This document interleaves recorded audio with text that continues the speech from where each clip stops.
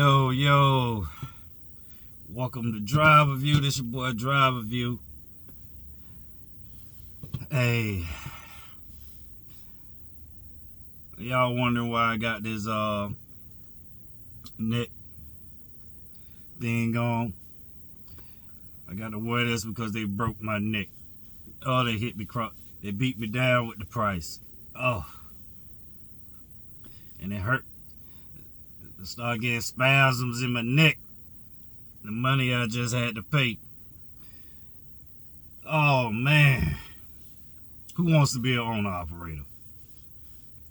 I don't know, but I don't think a lot of you do. Y'all don't understand. I did get good news though. The oil that was in my coolant wasn't a blown head gasket, so that's a good thing. But it was the oil coolant pan. So that was the problem. So that saved me about $5,000 with that. That wasn't the issue. You know, the part was altogether I just spent $2,600. And as y'all know, like I said previously, I just spent $3,000 all this month. So I'm at $5,600 gone this month. Now hopefully I don't have no more problems, man. You know, usually spend probably about maybe $10,000 a year on maintenance. You know, I'm already there. And this what, April? So we don't need no more problems. No more problems. But yeah, they fixed it. I got in the Burns Harbor. Oh, the coolant leak. The coolant leak was a heater core. So I got that fixed in Lamont. But I didn't want them to deal with the engine problems just in case it was a blown head gasket and they don't have the mechanics to me to get it fixed quick, because they don't have enough mechanics. So I would have been sitting for a long time. So once they got that fixed, the coolant, putting the coolant heater thing in, which is weird where they got the cooler heater, not the cooler heater, but the heater core at is actually underneath the closet in the Freightliner 2017. So you got the closet, and you got a little door where you put stuff in, and it's in that. So they had to pull that up and put it in from there. Didn't know that. That was a weird spot to put it, but hey, that's where they got the heater core at. So it is what it is with that. But yeah, so that was Monday. I got that done, and it was done probably about 5 o'clock, so I didn't work. So I came here this morning, Tuesday morning. Got here about 8 o'clock. And it's now 7:52, and they're finished. They put the oil coolant pan on. And while I was here, I went on and got the injectors done too. So no more oil leaks. Got that done, got it out the way. Might as well get it done. They here. And they did a good job, got me done.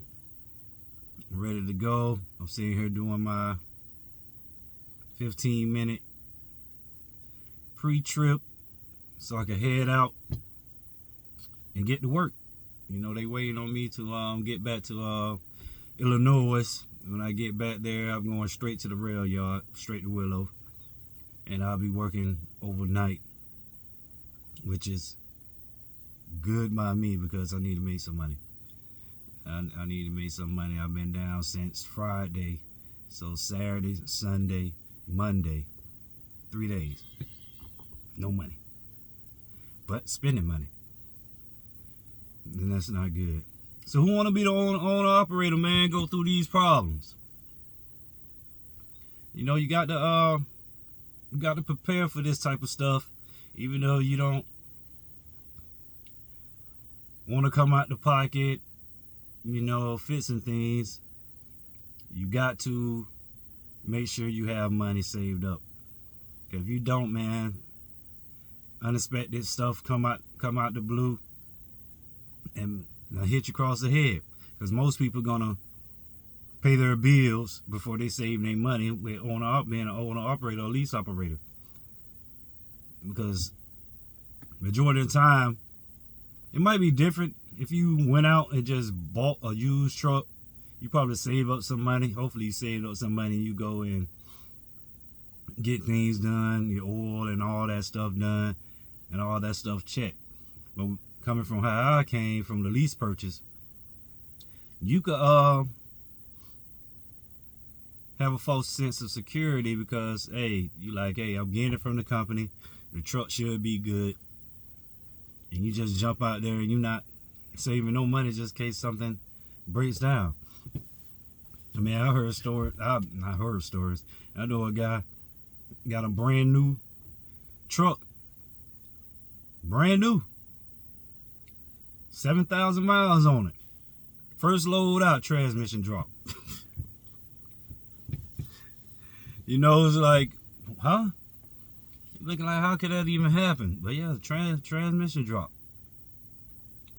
You know, things happen out here, man. You got to be prepared for it and understand that being an owner operator or lease operator is going to come with you paying some money out your pocket.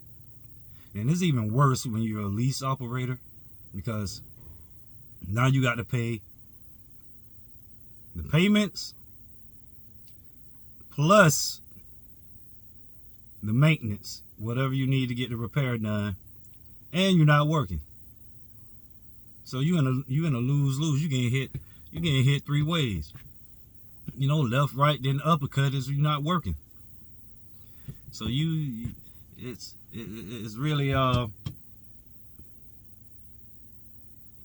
imperative that you save your maintenance money.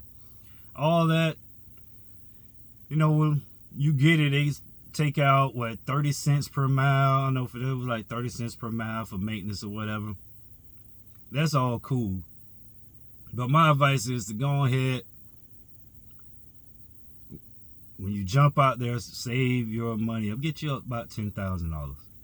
You know, some people say 20, you know, but you know, a lot of people don't do that. So I say 10. You know, start 10.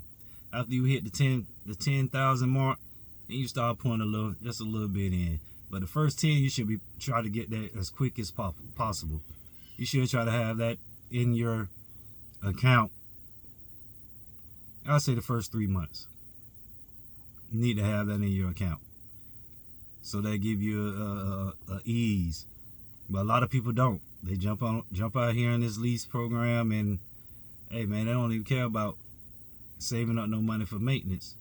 They get mad when you can't pay. You know, we had a driver that,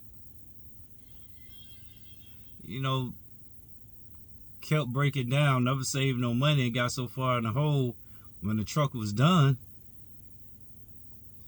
and he wanted another truck. They wouldn't give him another lease truck because he owed so much money on the repairs. You know, I don't get it. I didn't ever understand that. You know, even when I was doing leasing the truck before I owned it. Man, look, I'll take 2-3 months off. I still do it now. I take 2 or 3 months off. But the thing I always did was, hey, I wrote them a check, sent it in, pay it off for the weeks that I've missed payments and insurance. You know, hey, that's what I did. You know, other drivers did the same thing. Matter of fact, another driver, he got the truck the same time I got the truck. He had took some time off, But then he tried to come back. You're like, where my truck at? It's like, dude, you been gone 3 months and you haven't even said nothing to them. I was smart enough to call Dallas and be like, hey, I'm finna be gone another month. So I'm gonna go ahead and send you the money for my payments and my insurance, who I make it out to. Wrote the check up, sent it to him. He didn't do that. Guess what they did? Took that truck, towed it right back to Dallas. And the craziest part about it, he started with me and he was going into his 3rd year. And that would have been end of the payment. So he did 2 years of paying for the truck and allowed them to take the truck because he didn't want to get in contact with them. You know, even with them, they was lenient. Like I said, I used to take 2 to 3 months off. I used to take 2 months off. They never called, never said nothing. But I knew when I was going into that 3rd month, I'm like, all right, now I'm pushing. Now these people want their money, so let me get in contact with them. And the only reason I was able to do that was because I saved my money. I saved my money. You know, I get out here, I work hard, I push myself, but I also take time off. I did it when I was a company driver, so I know I was going to do it when I became a lease operator, now owner operator. Not going to kill me out here. I'm going to work hard, I'm going to go hard, but I'm going to take my time off, and I'm going to enjoy myself. You know, I learned that the hard way, probably the first 2-3 years. Yeah, the first 2-3 years of me working, becoming a truck driver, oh man, I went hard. Hard. Just out here getting it. Man, that's no life. This is already not a life now. But that definitely wasn't no life at all. So I had to fall back and start taking my time off. I mean, I worked hard enough for them to appreciate my service, so they didn't bother me when I did take my time off. But anyway, yeah, I was just wanting to give y'all an update of what was going on. Like I said, I got my injectors done, got my oil coolant, which was causing the oil to go into the reservoir with the coolant. And I got the heater cord fixed. So all together, oh, what I said fit? No, the heater cord. I didn't even add in the heater cord. What I'm talking about? Well, I said that was 56. So you add another $1,400 for the heater cord. You do the math. All in 1 month. Back to back within 2 weeks. A lot of people wouldn't be able to survive, but I pride myself in making sure I have enough money to be able to work and not get paid for them to get their money, or just pay it up front. Because I might not always be here. I might be broke down on the road somewhere. But I always make sure I keep my money good enough. And my motto is, if I got to end up spending $30,000 for to get something fixed, I'm going to get a new truck. I'm not going to do that. Not at all. Some people do it. It depends. If I had an old school truck, yeah, I'll go ahead and throw a new block up in there and get it going. But these new trucks, it's not worth it. And too much electrical stuff going on. Too many bells and whistles when it comes to these type of trucks. So I wouldn't advise doing it. I'm not going to do it. I'll just go ahead and spend $30,000 on another truck. But yeah, let me go ahead and get going, man. This your boy Driver View, man. Once again, I appreciate everybody who been following me, everybody who locked in and became subscribers. I appreciate y'all.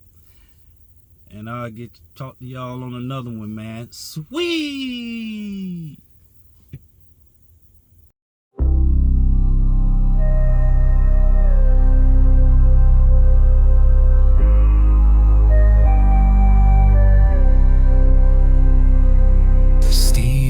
rising from my morning tea.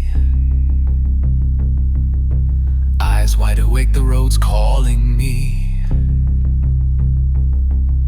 Mapping the routes in my weary brain.